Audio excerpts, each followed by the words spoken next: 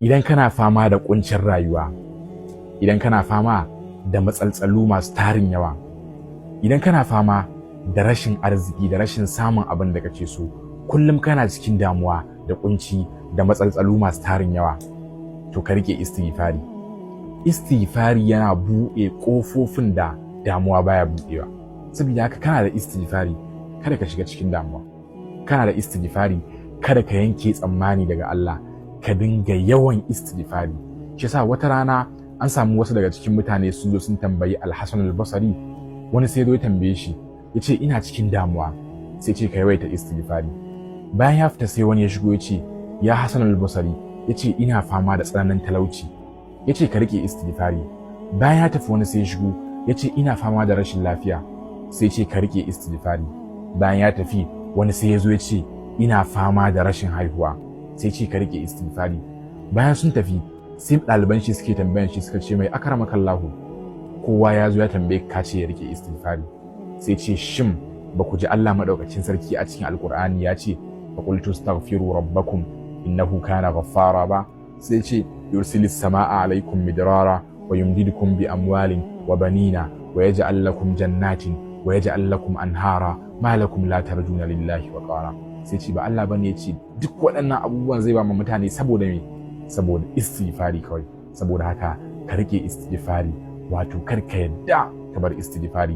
Wata rana al-Imam Ahmad ibn Hanbal ya shigo garin Madina, sai zama cewa ya zo masallaci, da ya zo masallaci sai ya samu wani tsoho bayan an kulle wannan masallaci. Wannan tsohon yana zaune a bakin masallaci. Cikin dare al-Imam Ahmad ibn Hanbal yana zaune, sai ga wannan tsohon duk abin da yayi sai ce astaghfirullah. Idan ya tashi astaghfirullah, idan ya zauna astaghfirullah, duk abin da yayi astaghfirullah. Bakin shi bai yanke daga istighfari ba, tsawon daren nan yana istighfari. Sai al-Imam Ahmad ibn Hanbal ya kalle shi sai tambaye shi, sai ce araka qad istaksarta min al-istighfar, yace na ganka ka yawaita istighfari. Sai ce mai fa hal janaita thimara, yace shin ka samu amfanin wannan istighfarin?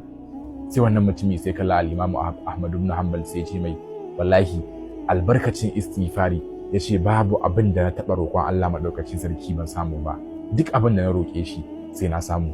Yace abu ɗaya na roƙi Allah, ina cewa Allah ya bani har yau bai bani shi ba. Sai ce mai menene wannan abin da ka roƙi Allah?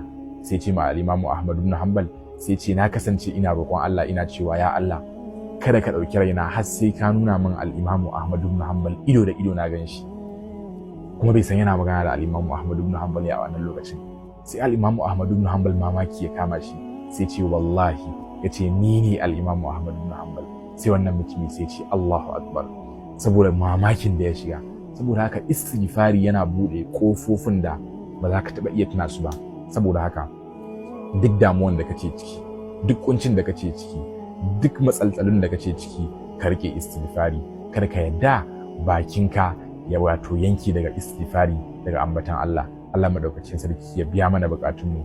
Allah madaukakin sarki ya samu a cikin masoya annabi Muhammad sallallahu alaihi wasallam.